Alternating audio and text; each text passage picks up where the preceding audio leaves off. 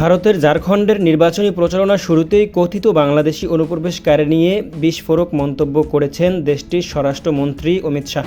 তিনি বলেছেন, বিজেপি ঝাড়খণ্ডে সরকার গঠন করে বাংলাদেশি অনুপ্রবেশকারীদের উল্টো করে ঝুলিয়ে সোজা করবে।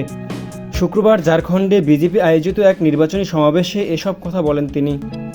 টেলিগ্রাফ ইন্ডিয়ার খবরে বলা হয়, অমিত শাহ একদিন ঝাড়খণ্ডে নির্বাচনী সাঁওতাল পরগনার সাহিবগঞ্জে পরিবর্তন যাত্রার মধ্য দিয়ে বিজেপির নির্বাচনী প্রচারণা শুরু করেন।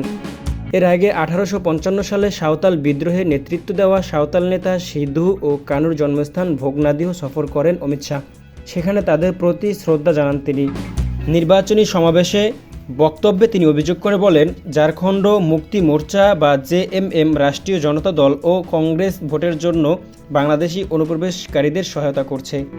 অমিত শাহ আরও বলেন, ভোট ব্যাংক হারিয়ে যাওয়ার ভয়ে জেএমএম, আরজেডি এবং কংগ্রেস অনুপ্রবেশ বন্ধ করছে না।